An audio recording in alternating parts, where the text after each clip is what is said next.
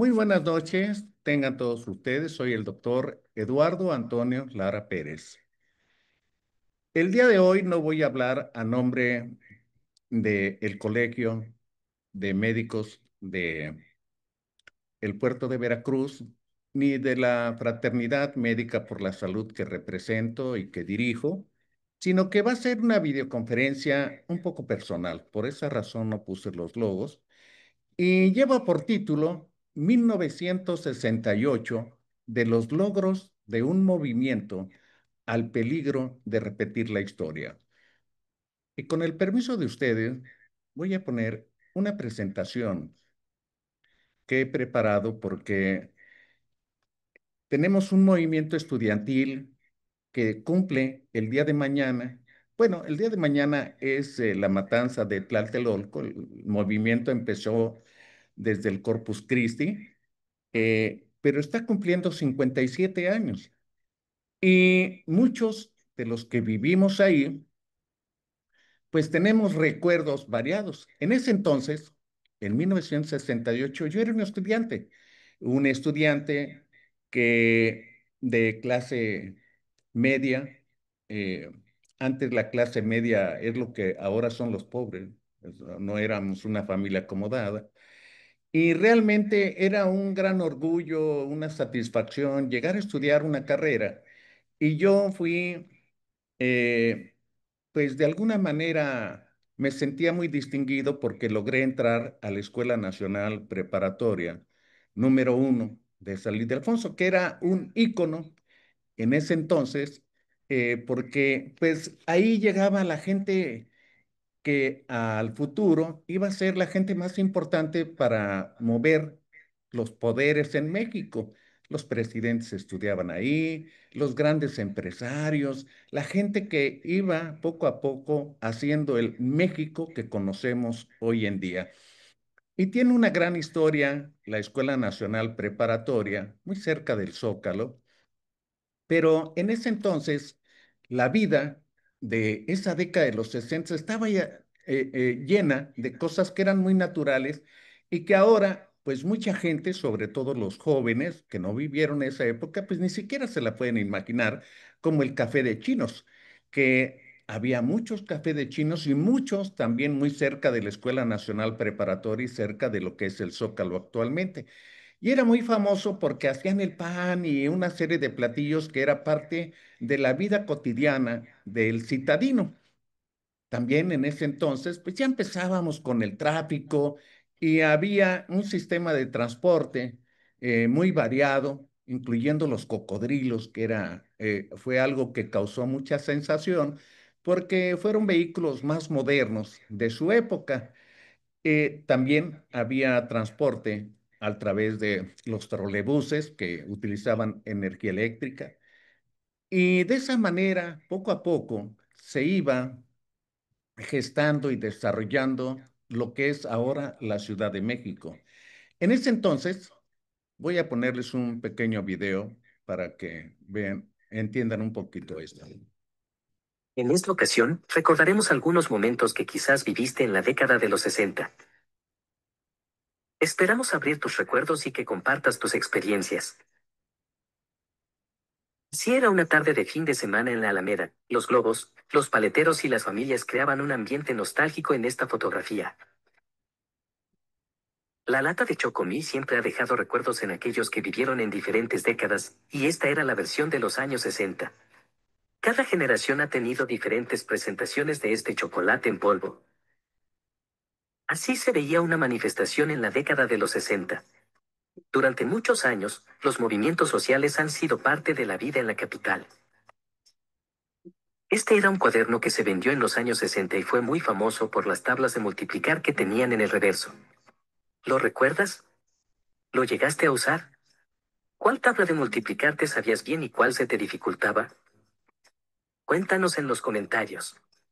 Así lucía el mercado de la Merced, libre del comercio informal que se instala en el exterior. Una imagen que solo quedó plasmada en fotografías y recuerdos. Esta fue la presentación de Maicena en el año 1969 y se mantuvo durante las décadas de los 70 y parte de los 80. ¿La recuerdas? ¿Qué tipo de platos o postres prepararon en tu casa? Cuéntanos. Así era la salida de la escuela secundaria en los años 60.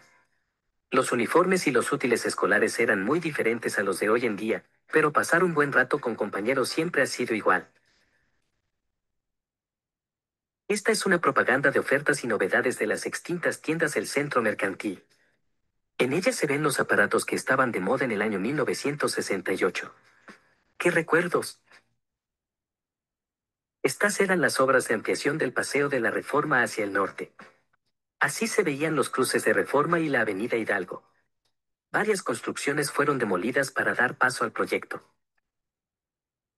¿Recuerdas la brillantina Bouquet Colgate? Fue muy usada en esa época y toda la familia podía usarla. Esta era su presentación en los años 60, aunque hoy en día ya no se vende.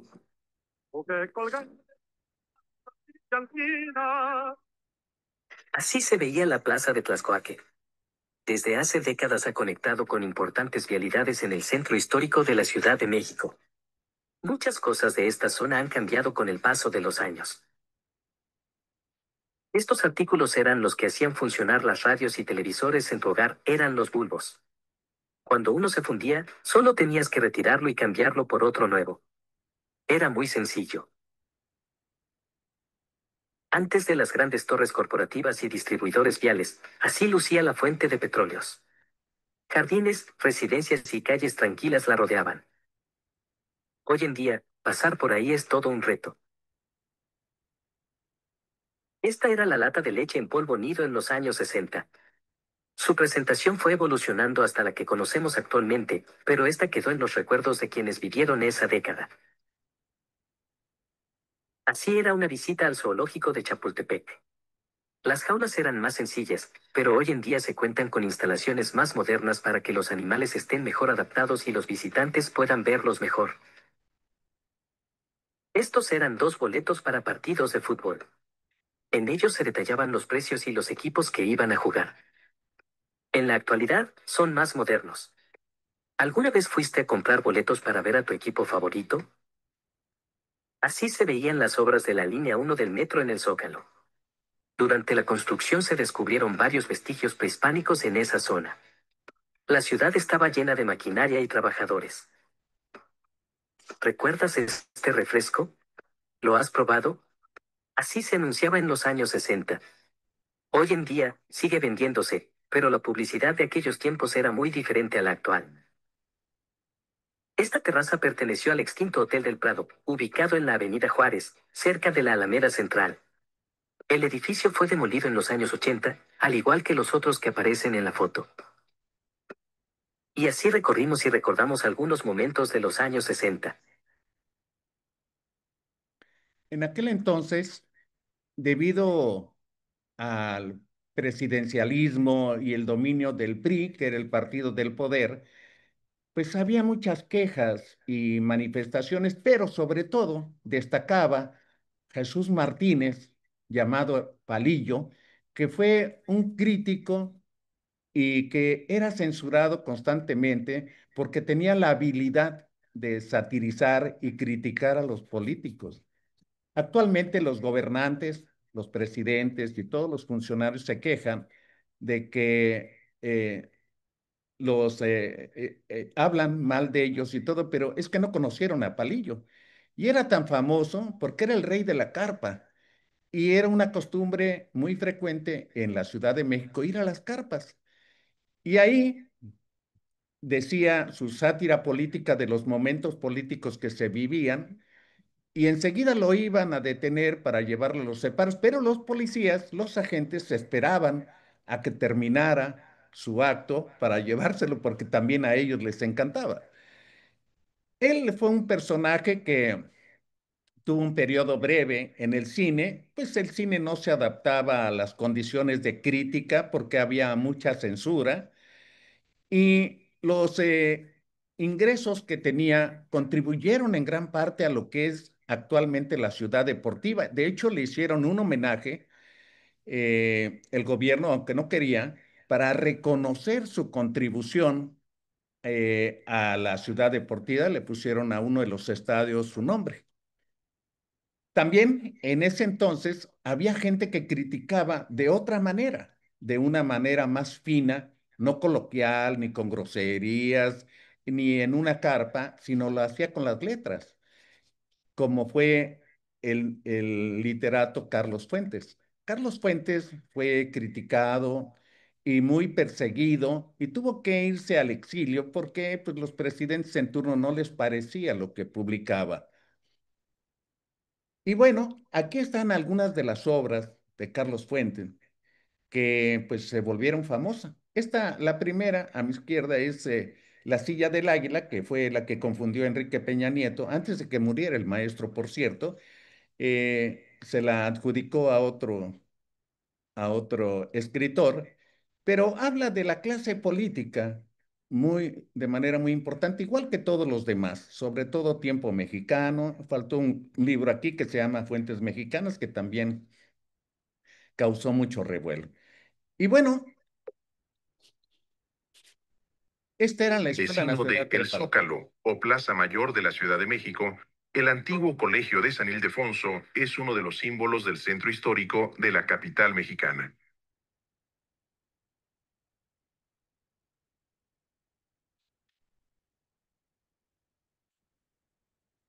Su magnífica presencia barroca, enriquecida con el arte de los muralistas, está ligada a la historia de instituciones como la Escuela Nacional Preparatoria y la Universidad Nacional.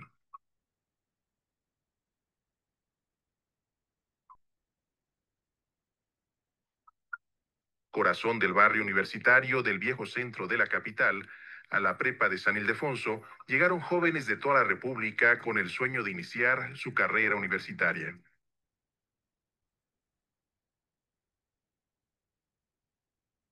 Y así es, generalmente todos aquellos que queríamos estudiar una carrera, pues deseábamos en ese entonces llegar a la prepa uno a San Ildefonso, porque se había caracterizado, tenía una fama desde que fue la universidad, desde que fue convento inicialmente, después la universidad, y estaba llena de mucha importancia. Aquí hay algunos de los momentos políticos que han construido el México como lo conocemos. Yo creo que todo empezó a partir de la expropiación petrolera, que fue que se tomó una decisión propia de Estado que hizo cambios importantes y después esa década de los 40, en el cual, pues del 40 a la década de los 70 se le llama milagro mexicano, porque precisamente con el fundamento del petróleo y su riqueza, se empezaron a formar, y yo agregaría la inmigración española a México, porque muchos de esos personajes fueron los que fundaron instituciones, principalmente universidades, en la provincia y en la misma Ciudad de México, y también instituciones muy importantes. Hay que recordar que se formó el Seguro Social en 1943, igual que los institutos de salud, que fueron creación del PRI, y de ahí hubo una serie de desarrollo muy apresurado de México hasta llegar a una crisis económica, precisamente en la década de los 70s, 80s y 90s, en lo cual nada más nos decían que teníamos que apretarnos más el cinturón porque nunca había dinero y siempre teníamos deudas. Y de ahí, de 1986 a 2018, vino una etapa muy importante, incluyendo la alternancia, que era algo que deseábamos muchos en México, de acuerdo a lo que habíamos vivido en el autoritarismo del PRI. Y vean ustedes, a partir de Lázaro Cárdenas, pues fue el que hizo la expropiación petrolera, y precisamente Lázaro Cárdenas fundó el Instituto Nacional de Antropología, el Colegio de México, se creó otro partido de la Revolución Mexicana y pues tuvo mucha influencia por aceptar la inmigración de la Guerra Española y aceptar los inmigrantes. Después le sucedió Manuel Ávila Camacho. Se habla muy poco de Manuel Ávila Camacho, pero creo que es uno de los que más mérito tiene, porque a él se debe la cristalización y la realización de los institutos de salud y cambio de política muy importante para dar beneficio a los mexicanos. Además, el doctor Manuel Ávila Camacho, dentro de otras cosas importantes, fue que sentó las bases para lo que posteriormente fue el gobierno de Miguel Alemán, en el que se le otorgó el voto a la mujer. Fue un gran logro y eso trajo una serie de beneficios muy importantes para la vida política y social en México. Después vino Adolfo Ruiz Cortines. Él continuó con ese tipo de política. Hay que recordar que en todo este tiempo solamente estaba en la oposición el PAN, el Partido Acción Nacional, con grandes dirigentes, muchas ideas muy buenas, pero finalmente sucedía que las cámaras de diputados y de senadores estaban dominadas por el PRI y el presidente decidía la vida política como está sucediendo hoy en día. Eso cambió posteriormente, pero en el caso de López Mateos, él formó, entre otras cosas, el ISSSTE dentro de sus cosas importantes y los textos gratuitos de educación. Ese es un logro del PRI y que hay que reconocer en esas épocas de Adolfo Ruiz Cortines. Después de ellos vino López Mateos. Con López Mateos, pues se blindó y se justificó mejor los libros de educación. Ahí se crearon verdaderamente. Antes de eso, muchos de nosotros tuvimos que estudiar en los cuadernos Gader, que eran muy famosos y que se utilizaban en las escuelas primarias para recibir educación.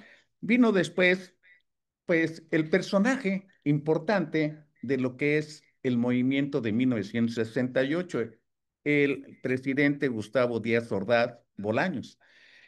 Él impulsó el no intervencionismo y condenó la ocupación estadounidense en la República Dominicana. Durante su mandato se celebraron en México los Juegos Olímpicos, precisamente en 1968, y la Copa Mundial de Fútbol en 1970. Su gobierno fue criticado, pues porque era autoritario por el movimiento de 68, reprimiendo durante muchos días el inicio de los Juegos. Hubo una pacta, una tregua para que se llevaran a cabo después de la masacre que mañana, el día 2 de octubre, cumpliría 57 años.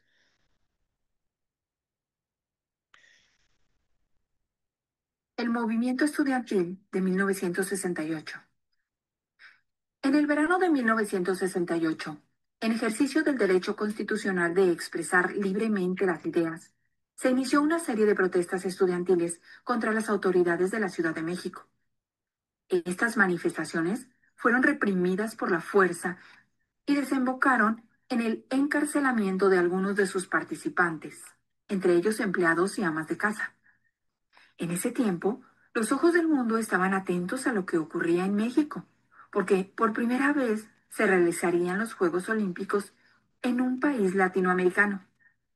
Al mismo tiempo, el mundo vivía los conflictos provocados por la competencia entre la Unión Soviética y Estados Unidos, por imponer su dominio político y económico, lo que se conoció como la Guerra Fría, y provocó que la libertad de expresión se viera limitada. No obstante, en la década de 1960 surgieron protestas de amplios sectores de la juventud que estaban inconformes con las desigualdades económicas, políticas y sociales que había en sus sociedades, en países como Francia, España, Alemania, Brasil, Italia y Japón. Los jóvenes demandaban un nuevo orden social que eliminara los privilegios y beneficiara a las mayorías. Sus ideales de cambio social fueron calificados como de izquierda y desdeñados por quienes consideraban que no había nada que cambiar. Por ello fueron reprimidos por las autoridades de sus países al no reconocer el valor de sus demandas. Izquierda. En la política se usa para referirse a las ideas que se basan en la igualdad social y el respeto a los derechos colectivos. Se opone a la propiedad privada y a la concentración del poder en una sola persona o grupo. En México, un sector de la juventud compartía esos ideales y la represión de la que habían sido objeto. Una vez más, les dio la oportunidad de protestar y exigir cambios. A su protesta se unieron trabajadores, profesores, amas de casa y ciudadanos inconformes con el autoritarismo del gobierno, el cual acusó a los estudiantes de ser una amenaza para la paz social. Esta acusación fue repetida y difundida en los periódicos, la radio y la televisión, y contribuyó a que la población tuviera una visión negativa de los estudiantes. El 2 de octubre de 1968 se organizó un mitin en la Plaza de las Tres Culturas de Tlatelolco, en la Ciudad de México. Ahí demandaron a las autoridades la desaparición del cuerpo de granaderos, la destitución del jefe y el subjefe de la Policía Metropolitana y del jefe del batallón de granaderos, la eliminación del delito de disolución social del Código Penal, la indemnización a los familiares de los estudiantes muertos y heridos en las protestas llevadas a cabo el mes de julio, y garantías para los estudiantes. En respuesta, los manifestantes fueron agredidos. Muchos murieron. Otros resultaron heridos y encarcelados. La hostilidad del gobierno y de los medios de comunicación hacia el movimiento estudiantil fue tal que su magnitud fue silenciada. Delito de disolución social. Así se consideraba al hecho de difundir de forma hablada o escrita, a través de cualquier medio, propaganda política con ideas que perturbaran el orden público o afectaran la soberanía del país. Pero, ¿qué consecuencias tuvo el movimiento estudiantil de 1968? Después de los acontecimientos de Tlatelolco, diversos sectores de la población se unieron para protestar en contra de la represión policíaca y del ejército. Además, los cuestionamientos y críticas hacia el partido oficial, PRI, fueron más constantes y se hicieron desde diferentes expresiones culturales. Entre otras, en la música, Alex Lora y Óscar Chávez. En la literatura, Carlos Monsiváis y Elena Poniatowska. En la poesía, Octavio Paz. Asimismo, se considera que después del 2 de octubre se inició un proceso de desgaste de la legitimidad del gobierno del PRI. Otros movimientos posteriores, como guerrillas, sindicatos, partidos de oposición, etc., contribuyeron con sus luchas a la democratización del país y a la alternancia en el gobierno.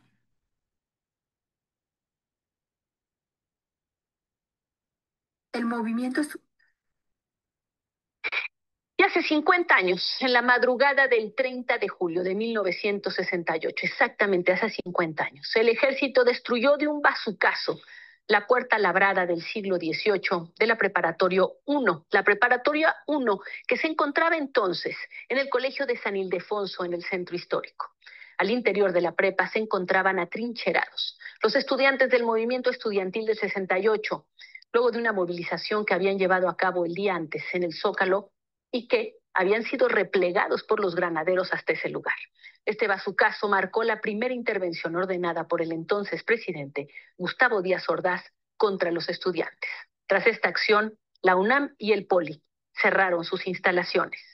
Y Jacobo Zabludowski llegó ahí minutos después de que derribaran la puerta, y así lo narró. Corrió el rumor de que la puerta de madera de la Escuela Nacional Preparatoria en la calle de San Ildefonso había sido destruida por el disparo de una bazuca. Llegué unos minutos después. La puerta por donde miles de estudiantes universitarios habíamos cruzado durante muchas generaciones para escuchar y aprender de los mejores maestros que ha dado México, estaba convertida en astillas. Y así la moral de los viejos y los nuevos universitarios. La escena era simbólica, significativa. El conflicto había rebasado los límites de la prudencia y tomaba perfiles catastróficos.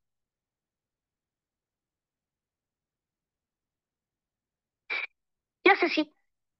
Y bueno, sumidos entonces en un presidencialismo pues todavía nos faltaban muchas cosas que, pues de acuerdo al partido en el poder, el abuso del poder, la falta de contrapesos y de organismos descentralizados lo permitían. Y fue una transformación que llevó décadas y escuchemos aquí. Íntegramente la responsabilidad personal, ética, social, jurídica, política e histórica por las decisiones del gobierno en relación con los sucesos del año pasado.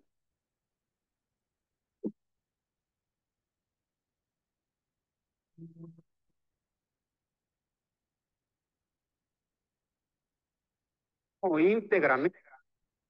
Y de esa manera y con ese descaro, pues el presidente asumía la responsabilidad de haber atacado a los mexicanos con la fuerza de un ejército totalmente desproporcionada y muchas cosas de las que vivimos los que éramos preparatorianos en ese entonces, como redadas, muchos de nosotros nos llevaron a la delegación del Carmen, a otros al campo militar número 1, y se vivía un estado pues prácticamente de guerra, con camiones incendiados, escuelas sitiadas, y este era el pliego petitorio del movimiento que ya se mencionó en uno de los videos: la libertad de los presos políticos, la destitución de jefes de la policía y del teniente coronel Armando Frías, así como la extinción del cuerpo de granaderos, la extinción del cuerpo de granaderos y la no creación de otros cuerpos semejantes.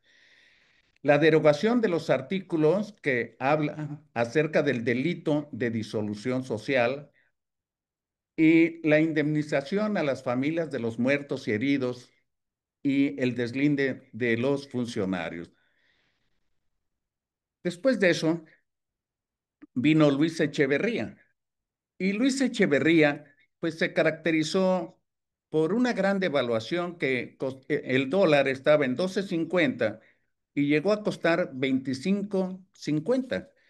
En ese entonces, pues también hubo una represión muy importante, conocida como la matanza del jueves de Corpus Christi, y que se llevó a cabo por un comando eh, preparado precisamente como equipo de choque, y que después José López Portillo impulsó unas políticas ocultando todo lo que se había hecho sin perseguir a culpables ni nada, y una gran explotación que le tocó a este presidente acerca de los pozos petroleros. Y se pensaba entonces que México era un país rico, pero muy lejos de eso vino otra devaluación en el gobierno de López Portillo, que costando el dólar 26.88 pesos, llegó a costar 49 pesos. Y en ese entonces se concluyó la estrategia de la nacionalización de los bancos, y que todavía, pues por ahí hay gente que se benefició y otros se perjudicaron. Después de eso vino Miguel de la Madrid, que llegó al poder en épocas complicadas debido a los problemas financieros de su antecesor, y un terremoto de 8.1 grados en la escala de Richter sacude la Ciudad de México el jueves 19 de septiembre de 1985.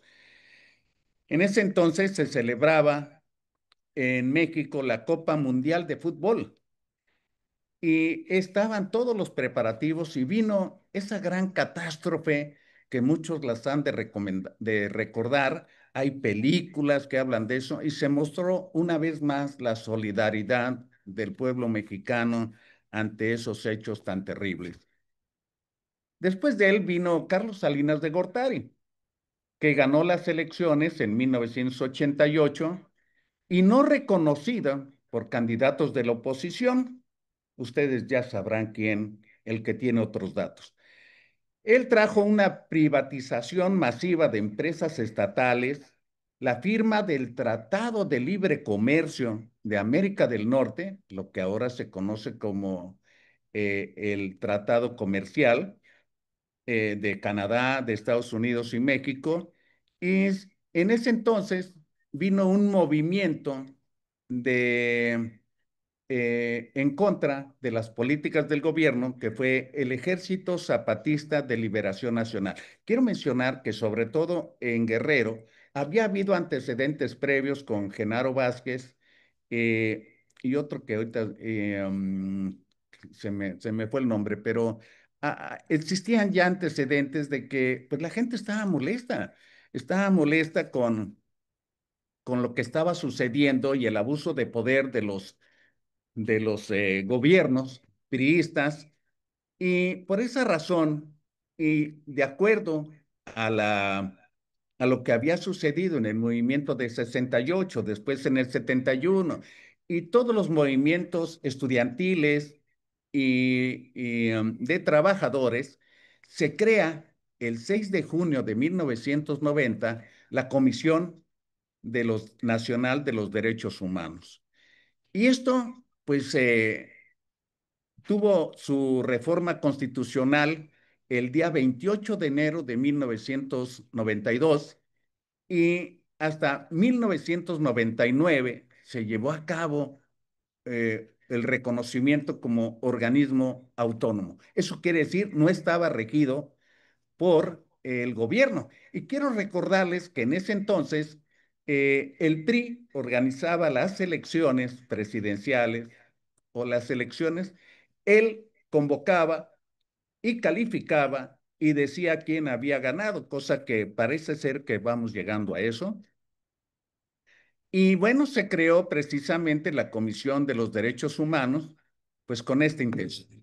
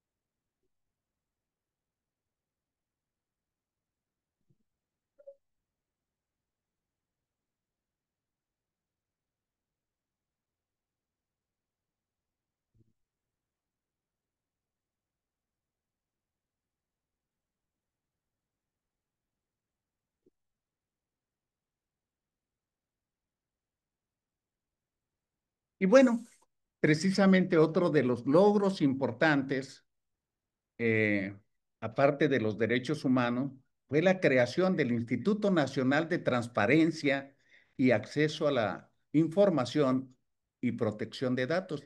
Este organismo es fundamental porque junto con los derechos humanos, y ahorita vamos a hablar algo también del INE e IFE, pues son las bases de la democratización de nuestro país, de evitar esas elecciones de Estado y favorecer la alternancia, que es tan saludable para no estar sufriendo todos los malos manejos de un gobierno que los cubre el siguiente gobierno si son del mismo partido.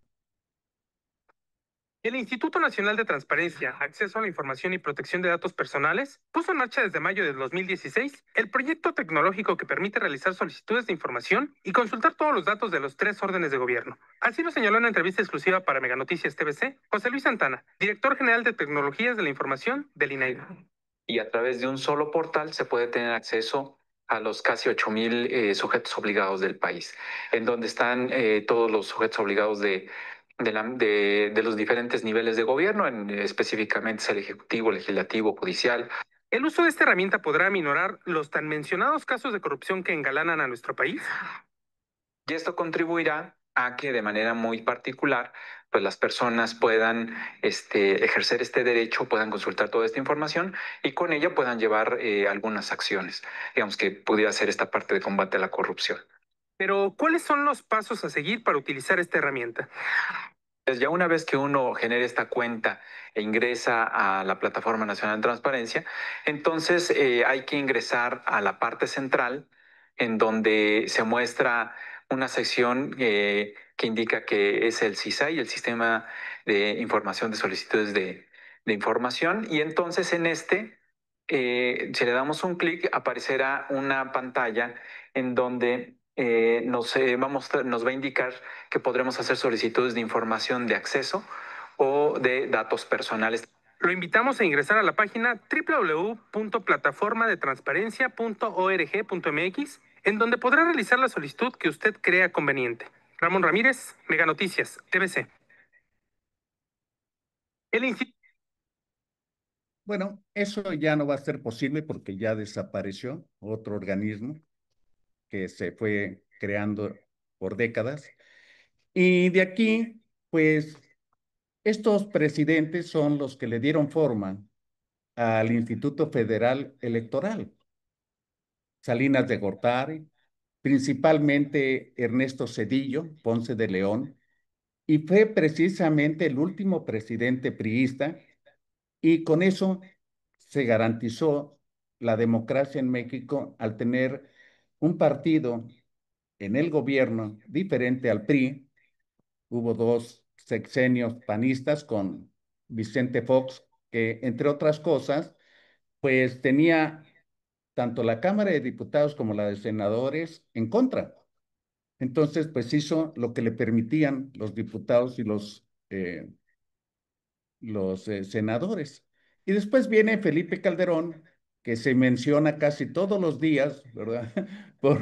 Pues porque hubo actos de corrupción y todo, y no se menciona, pues que se menciona la guerra al narco de Felipe Calderón, pero pues hubo mucho menos eh, fallecimientos o víctimas fallecidos por esta guerra que en lo que ha sucedido recientemente. Y después viene Enrique Peña Nieto nuevamente en la alternancia y regreso del PRI, pues para hacer algo terriblemente peor que lo que habíamos vivido.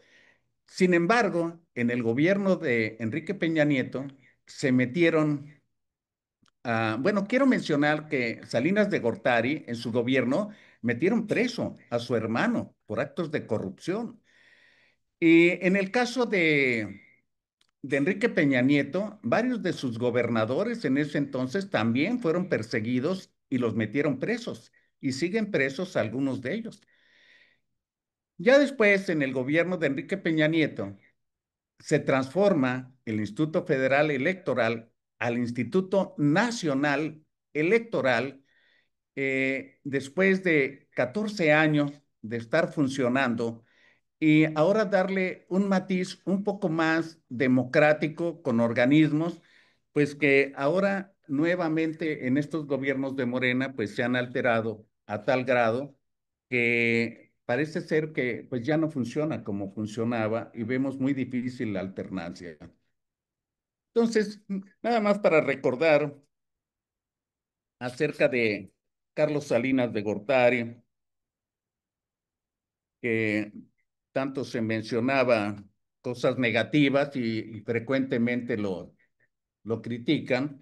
En el gobierno de Salinas de Gortari se pues asentó el Tratado de Libre Comercio, que es uno de los logros más importantes, y en el gobierno de Ernesto Zedillo, que llegó por el asesinato del candidato original priista, que era Luis Donaldo Colosio, pues él entró a ese mandato y fue precisamente el Fobaproa algo que lo marcó acerca de la deuda pública, sobre todo en el sureste mexicano, y hubo pues una masacre en Aguas Blancas y en Acteal. Y eso fue el gobierno de Ernesto Zedillo Ponce de León. Los gobiernos panistas con Vicente Fox, que fue el presidente que significó la alternancia después de 71 años de gobierno y dominio del Partido Revolucionario Institucional, pues vino con una campaña que había prometido de atrapar peces gordos de corrupción, pero esto no sucedió. Y creo que no sucedió, pues porque era muy fácil. No tenía el dominio ni el poder de ambas cámaras que siempre estuvieron en su contra y hizo pues lo que pudo. En el caso de el presidente Felipe Calderón, que fue nombrado tras una polémica elección, inició la guerra contra el narcotráfico para combatir grupos delictivos del país que ya estaban azotando de manera importante, no tanto como ahora, pero ya era algo muy importante y se le criticó mucho porque sacó al ejército para combatir a estos grupos delincuenciales y en su sexenio, pues hubo 121,000 muertes, 121,000 muertes relacionadas con esta guerra al narco. Y también un logro importante es que decretó la extinción de luz y fuerza del centro debido al alto costo y bajo rendimiento, cosa que deberíamos de revisar hoy en día con la Comisión Federal de Electricidad. En el gobierno de Enrique Peña Nieto, adquirió el cargo también en una polémica elección y durante su gobierno se concretaron más de 10 reformas estructurales, entre ellas la energética y la educativa. Su mandato enfrentó la crisis de credibilidad por la desaparición forzada de Ayotzinapa, que sigue hoy en día, y múltiples acusaciones de conflicto de intereses y corrupción, sobre todo lo de la Casa Blanca. El pasado sexenio también de alternancia y que se comprobó con ese sexenio de López Obrador, pues que el Instituto Nacional Electoral funcionaba. Y llega López Obrador implementando una política social que sentó las bases de un estado de bienestar.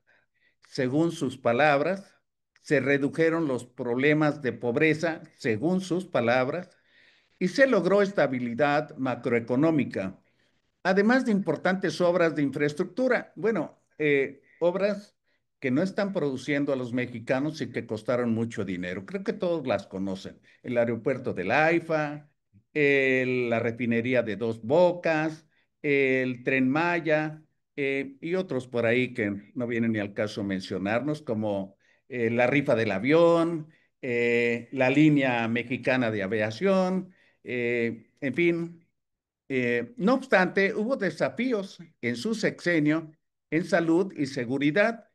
No se concretó la cobertura universal, aunque la vacunación del COVID-19 fue destacada en sus inicios ante la pobre cantidad de vacunas, pues la verdad es que dejó mucho que desear y nunca apareció la vacuna patria y no se vacunaron a los menores de edad y no tenemos estadísticas de la mortalidad real por el COVID.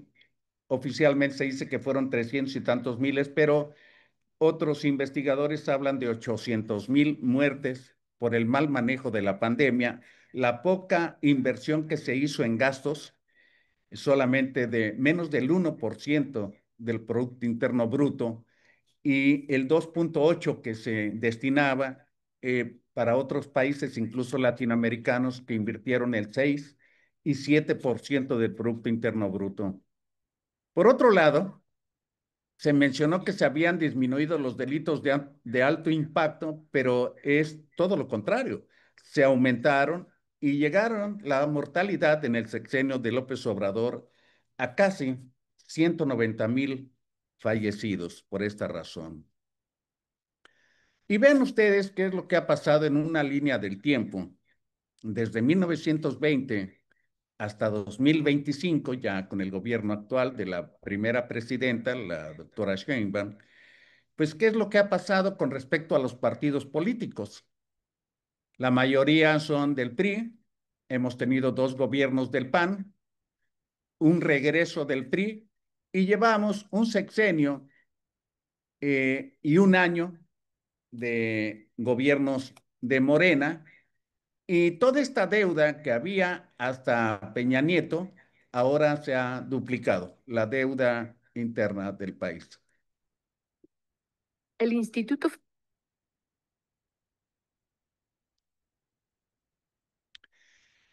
Entonces, ¿qué es lo que pasaba en el gobierno del movimiento de 1968? Teníamos un partido dominante, que era el PRI, tenían el control del Congreso, mayorías absolutas en ambas cámaras.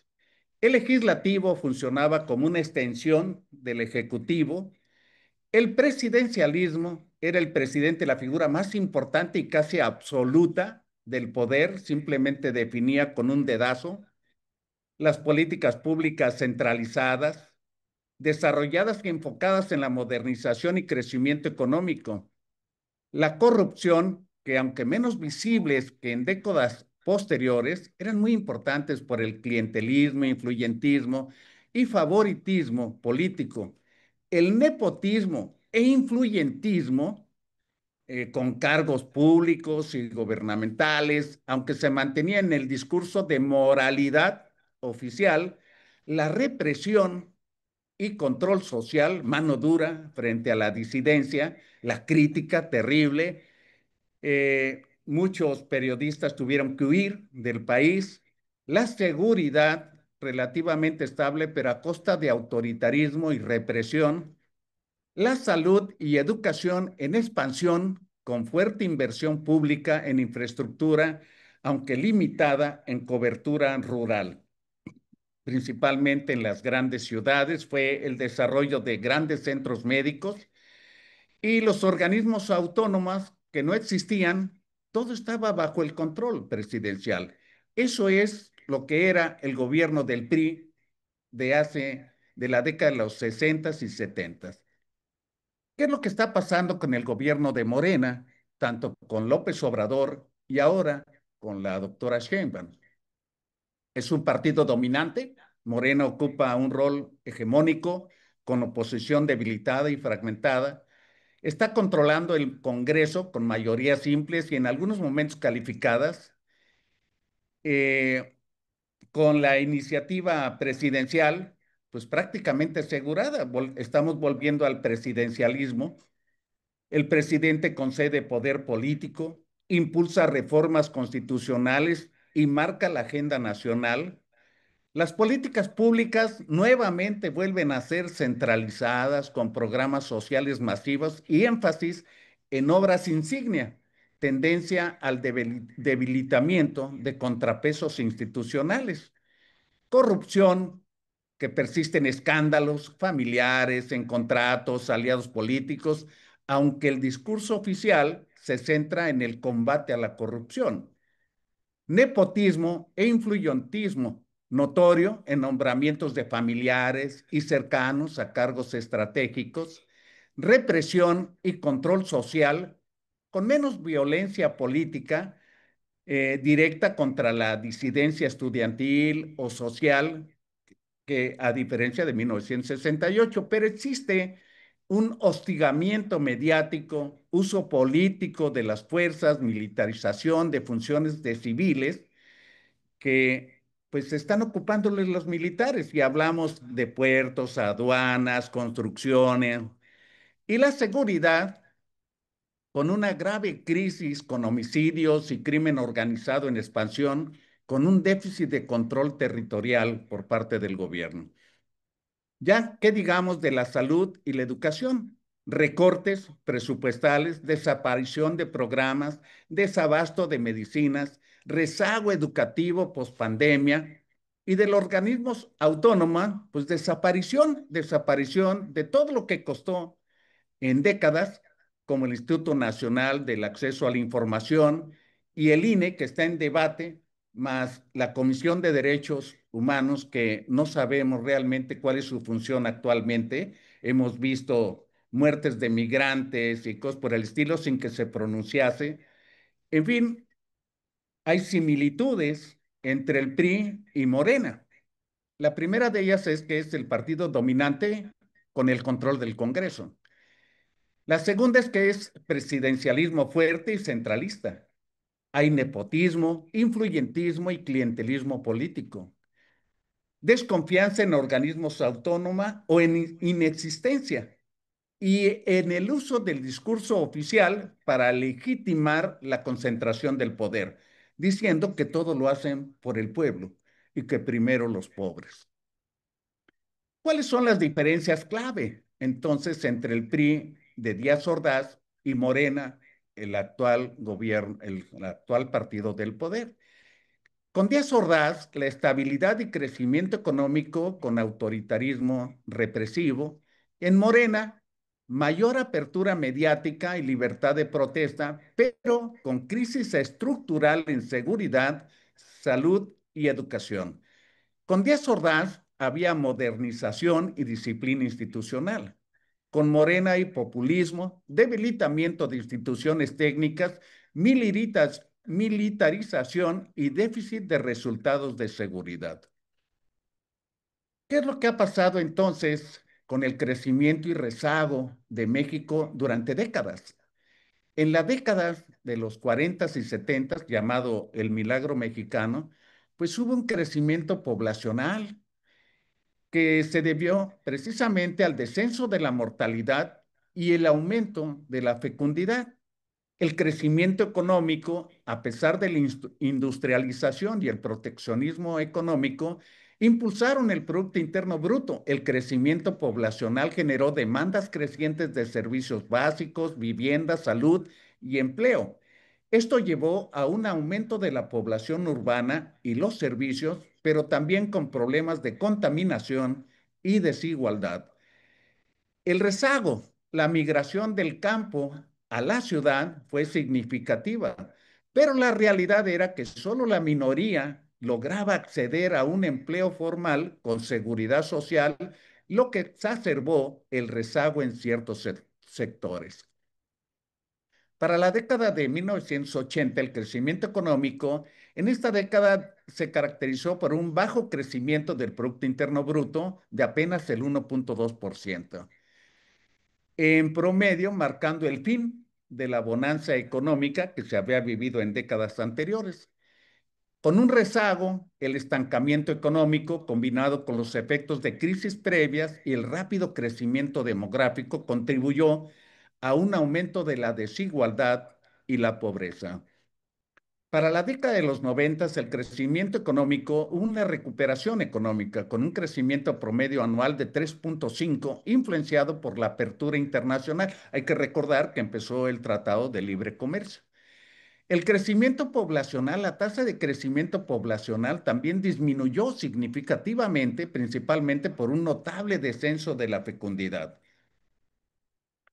En la década del siglo XX, del final del siglo XX, la alternancia, pues el crecimiento poblacional, en la primera década, la tasa de crecimiento continuó disminuyendo y creo que todos nos damos cuenta. Ahora las familias tienen menos hijos y algunos ni siquiera hijos quieren. El rezago, aunque el crecimiento de la población se moderó, el rezago económico persistió. El número de personas en situación de pobreza aumentó, destacando que el crecimiento económico no se tradujo en una mejora generalizada de condiciones de vida. Posteriormente, en la siguiente década de 2010 a 2020, el crecimiento poblacional, la natalidad siguió descendiendo, lo que se reflejó en una reducción del número de jóvenes que cumplían la mayoría de edad. Esto generó una oportunidad potencial en el bono demográfico, aunque su aprovechamiento depende de las políticas de desarrollo social. Y hay que recordar que, pues si a una persona que está para prepararse, para trabajar, pues eh, es muy negativo estarle dando dinero sin buscar la manera de que se prepare para conseguirlo por él mismo. Y ese rezago y desigualdad, a pesar de los esfuerzos por reducir la pobreza en algunos periodos, el rezago económico pues sigue siendo un reto, con la desigualdad salarial y regional persistiendo. La pandemia del COVID también afectó negativamente la tendencia de la reducción de la desigualdad. En resumen, la relación entre crecimiento de la población y rezago económico no es unidireccional, sino que interactúan mutuamente, mientras que un rápido crecimiento demográfico puede acentuar el rezago si no va acompañado de un desarrollo económico y social inclusivo. Las mejoras en las condiciones de vida y educación suelen llevar a una desaceleración del crecimiento poblacional, abriendo nuevas oportunidades para el desarrollo. Sin embargo, la persistencia de la desigualdad en la distribución de la riqueza y las oportunidades sigue siendo un factor clave que perpetúa el rezago en muchas regiones. Y vean ustedes qué es lo que pasa. Tenemos ahora una democratización del poder judicial en el cual pues hay una serie de vicios y cosas muy reprobables, reprochables y que al tiempo mediano y largo vamos a ver las repercusiones que esto va a tener. A pesar del discurso de que no se permite el influyentismo, el nepotismo, el amiguismo, ni mucho menos la corrupción o la impunidad, pues vean ustedes lo que sucede. Por todos lados que volteen a ver, pues estamos llenos de eso. Y luego, ¿qué pasa con las muertes relacionadas con el huachicol? ¿No? Tal parece que los están entrenando a los suicidios del bienestar. Entonces, a pesar de que en el gobierno de López Obrador pedía paz porque decía que se había acabado la corrupción, pues vean ustedes, toda la gente que estaba en el cuerpo de gobierno, pues plagado de casos de corrupción y pues cómo podemos ignorar estas situaciones. Y ya no digamos, pues ahora el nuevo poder judicial. Entonces, en el tiempo de López Obrador hubo casi 200,000 homicidios, personas desaparecidas, más de 50,000, promesas rotas, 19, feminicidios, casi 5,200, pero algunos proyectos, pues que vean ustedes lo que costaron, Tren Maya, Dos Bocas, y costos que serán cuando menos el doble. Y si comparamos con los egresos hospitalarios y cirugía, pues vean ustedes lo que ha pasado. Desde 1918 a la fecha, pues hemos ido en números negativos alarmantemente. A pesar de que hasta los últimos días de López Obrador se la pasó diciendo que ya éramos un sistema de salud mejor que el de Dinamarca. Y ya no digamos la deuda que cada uno de nosotros los mexicanos tendrá que pagar. Y vean ustedes, hasta 2018 la deuda era de 10,83 billones de pesos y ahora en el corte de enero del 24, 15,14, actualmente está arriba de 18 billones de pesos. Vean ustedes la gran diferencia y qué es lo que ha pasado con ese dinero. ¿Cuáles son los beneficios para la cultura, el medio ambiente, el trabajo, la alimentación adecuada, los derechos sindicales, la salud, la seguridad social, la educación? Pero si ahora ni siquiera nos vamos a dar cuenta porque todos los mecanismos de información y para evitar la corrupción, pues se han desmantelado. Y estos son algunos de los que han desaparecido. Algunos en fideicomiso se ha tomado el dinero de ellos, que no sabemos dónde quedó. Y vean ustedes, bueno, algo que había costado décadas en construir, principalmente el Instituto Nacional Electoral, el Instituto Nacional de Acceso a la Información y tristemente, pues el Poder Judicial de la Federación, pues ahora ya no es como se creó. Y entonces, pues estos son los riesgos de repetir la historia. La concentración excesiva del poder presidencial. Al igual que en el priismo clásico, el presidente concentra las decisiones políticas, legislativas y hasta judiciales. El riesgo, pues la erosión de la democracia, debilitamiento de contrapesos y regresión al autoritarismo. El partido hegemónico sin oposición real, Morena, como el PRI en su momento, controla el Congreso, gobernaturas y organismos clave. Riesgo, imposición de políticas sin debate, falta de rendición de cuentas y normalización del abuso del poder. Debilitamiento o eliminación de organismos autónomos. En el PRI nunca existieron. Hoy en Morena busca desaparecerlos y restarles fuerza. Riesgo, opacidad, corrupción sin vigilancia y captura de instituciones. Igualmente, ¿qué pasa con el nepotismo e influyentismo como práctica normalizada? Antes era el amiguismo priista, hoy reaparece con familiares y cercanos en puestos clave. Riesgo, pues el deterioro del servicio público, pérdida del profesionalismo y aumento de corrupción. El populismo como herramienta de control social. Antes, clientelismo con sindicatos y organizaciones campesinas. Hoy, programas sociales directos que generan dependencia política. ¿Cuál es el riesgo? La compra indirecta de votos y debilitamiento de la ciudadanía crítica. ¿Qué pasa con la crisis de seguridad, salud y educación? A diferencia del sexenio de Díaz Ordaz, con estabilidad interna, gracias a la represión, hoy el déficit es visible y no hay soluciones estructurales.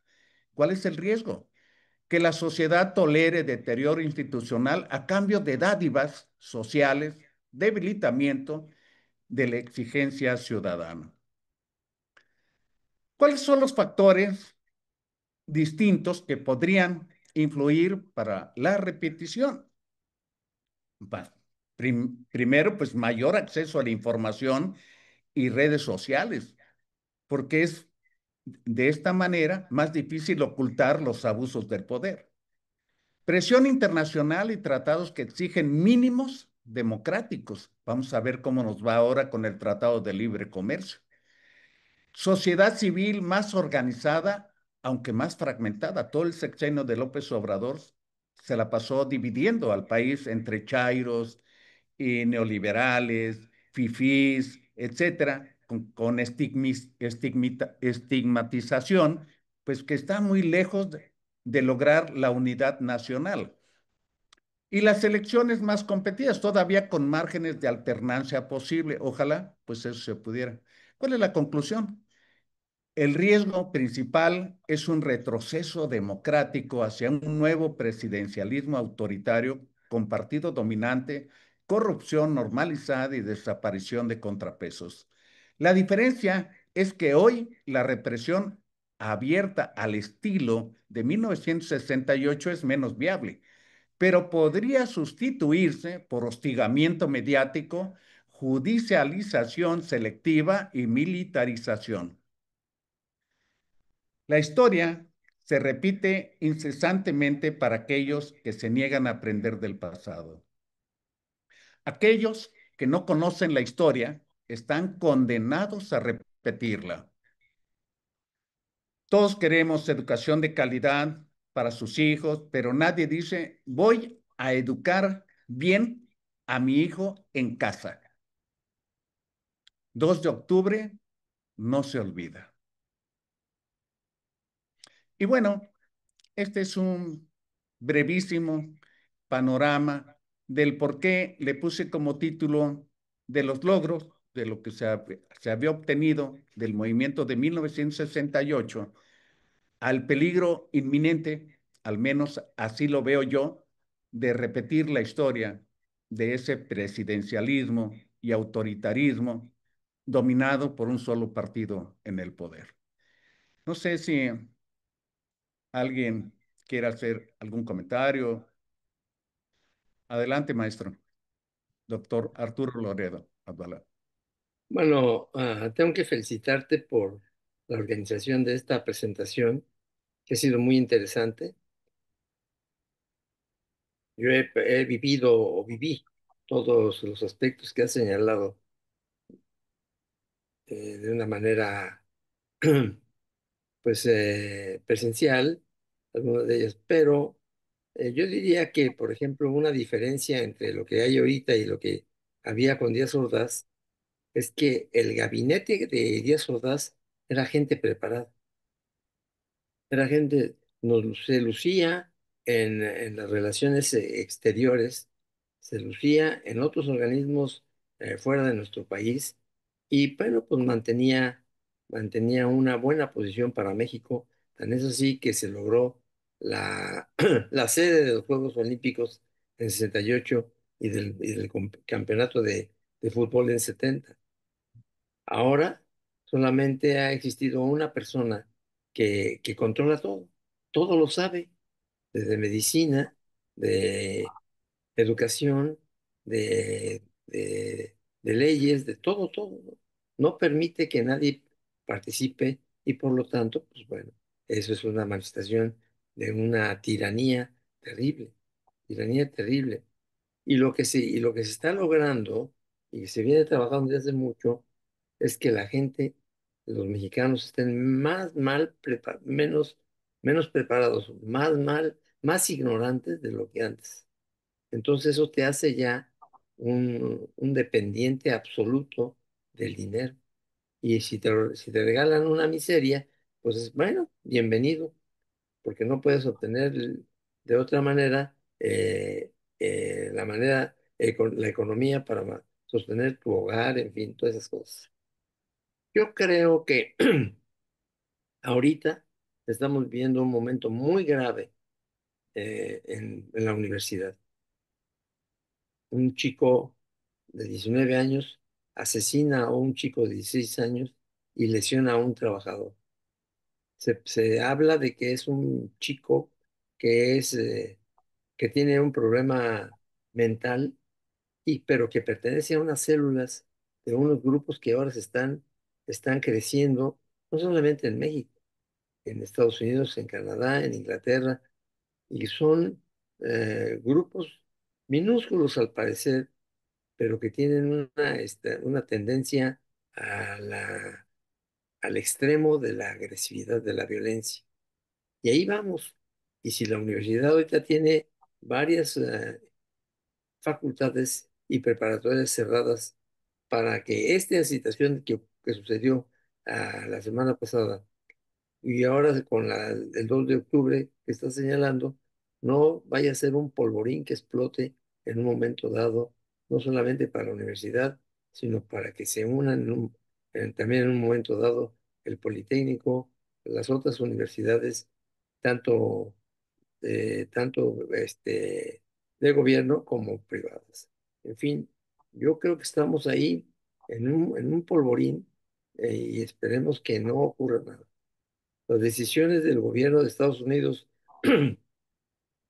muy similares a las que hemos vivido en el sexenio anterior, este, pues nos trae poca esperanza de que se mejore la situación en México, pero sí una posibilidad muy elevada de una guerra mundial, una tercera guerra mundial que acabaría con la humanidad porque eh, muchos países ya tienen armamento nuclear que puede barrernos, como ocurrió en Nagasaki e Hiroshima.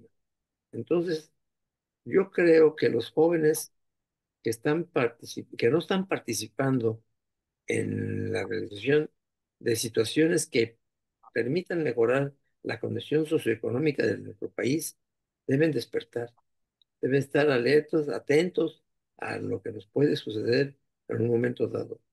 Tú y yo ya estamos al final de nuestra carrera eh, como seres humanos y profesionales. Pero tanto tú como yo o tenemos todavía interés en mejorar las condiciones. Tú manejando estos aspectos de difusión de la ciencia, de la educación médica, etcétera.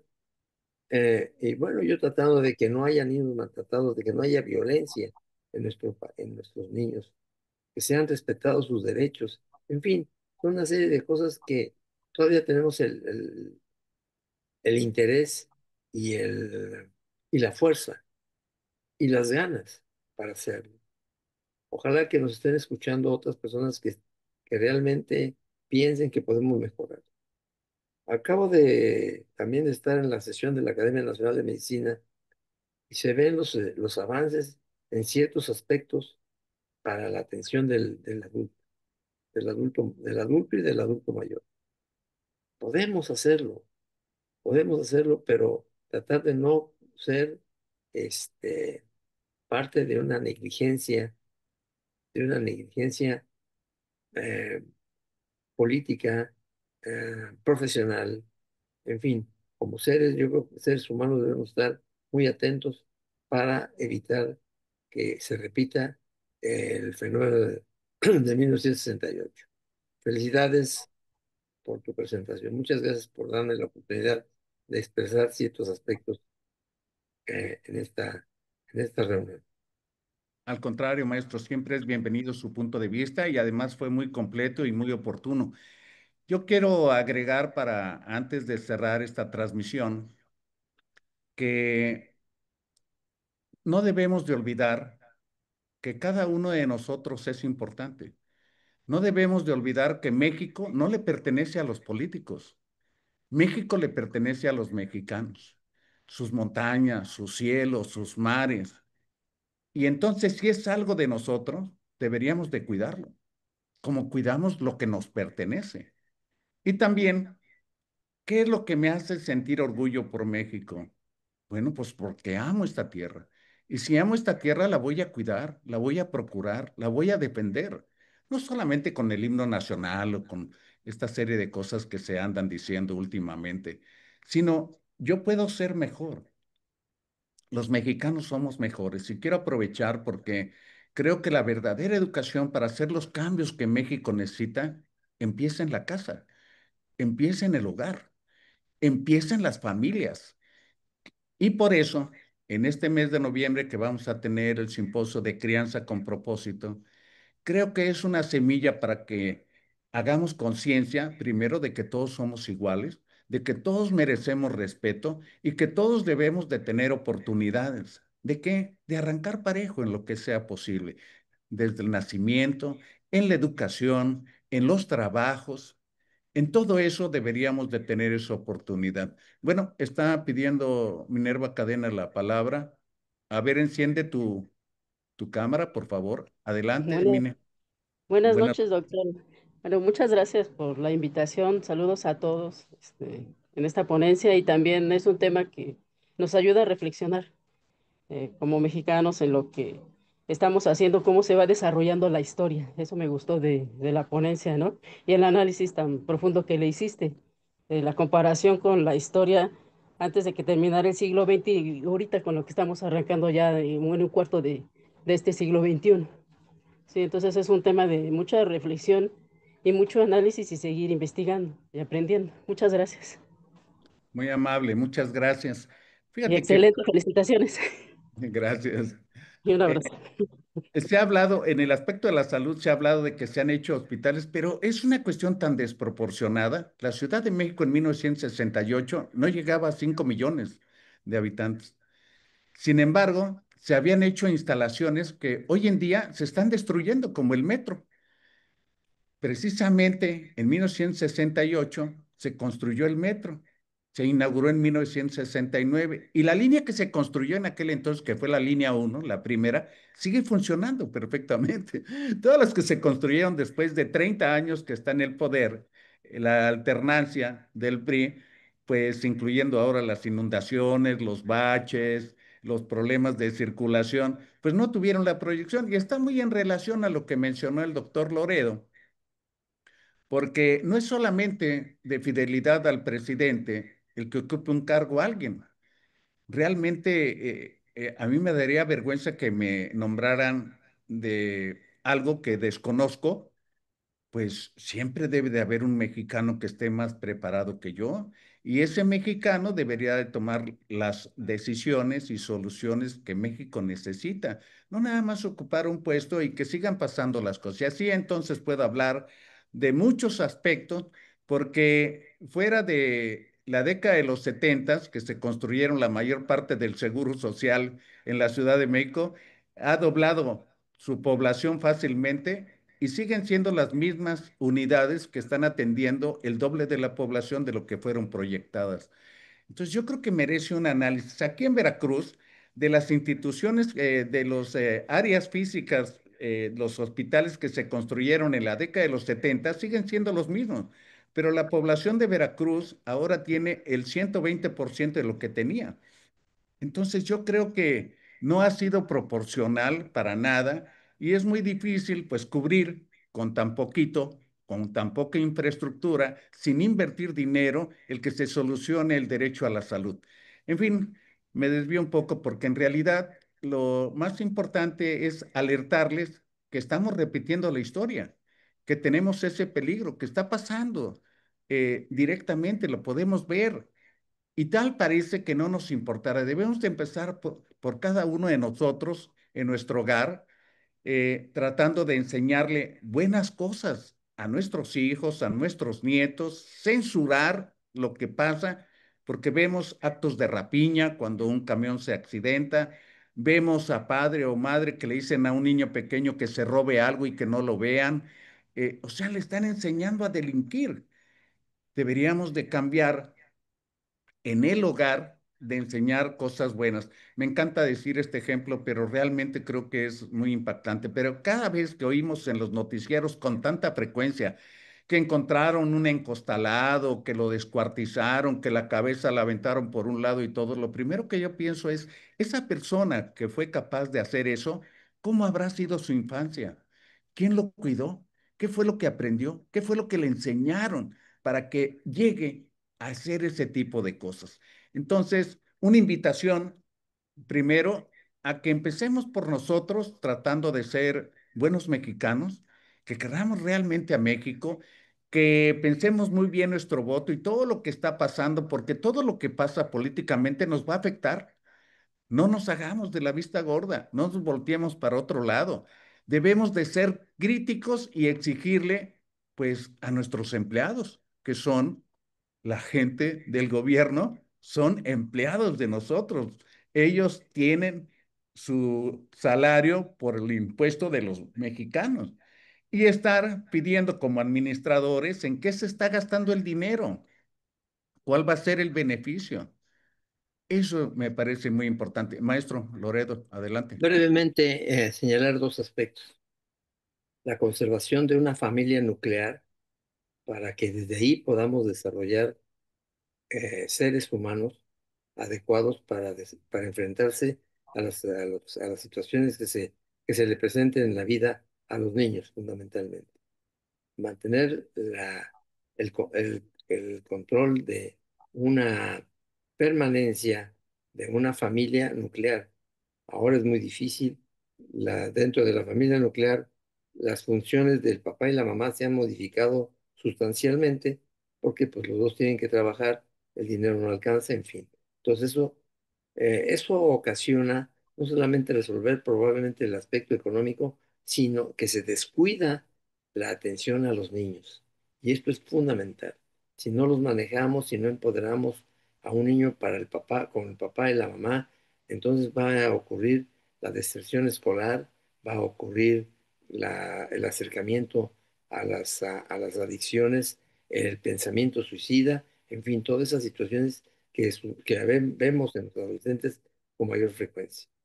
La otra, darle un valor a a los valores humanos esenciales.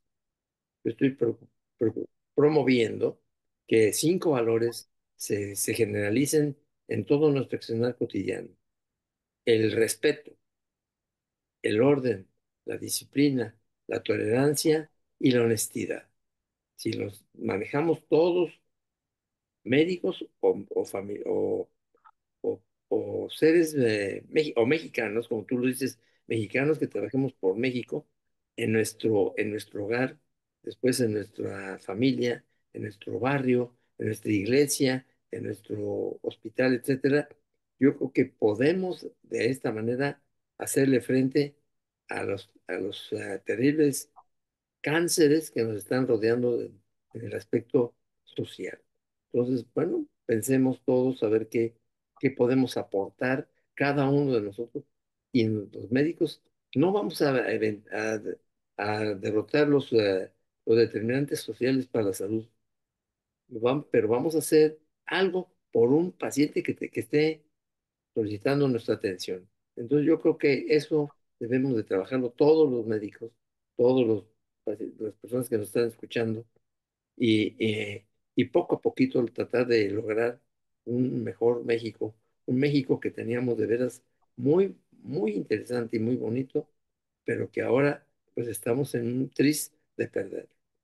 Felicidades por tu presentación, Eduardo. Gracias, gracias, maestro. Pues yo creo que para cerrar, solamente diría, todos los mexicanos nos merecemos más de lo que estamos viviendo. México es un gran país, pero tenemos nosotros que engrandecerlo. ¿Y cómo vamos a hacer eso? Siendo mejores. En lugar de esperar que nos den un dinero, ir a buscar cómo formar dinero, capacitarnos, aprender, enterarnos de las cosas, simplemente porque la ignorancia es terriblemente cara. Se paga muy caro la ignorancia. Y la mejor inversión que hay para un país es la educación y el trabajo. Ese Japón salió de su crisis posguerra precisamente creando trabajos. Entonces, creo muy difícil que los gobiernos a los que se les da dinero a la población, ahí recuerdo tristemente a Bangladesh y muchos otros que se volvieron dependientes, pues no han salido adelante. Entonces, borremos esa idea de que los ricos son malos y que dignificar la pobreza y un montón de cosas. Mejor hay que fomentar el aspiracionismo, la superación, el esfuerzo, el deseo de superarse y yo creo que a México le va a ir mejor. Quiero agradecer a todos los que se hayan unido en Facebook, aquí en Zoom. Y pues este video estará en unos minutos en nuestro canal de YouTube. Así es de que muy buenas noches a todos y hasta pronto.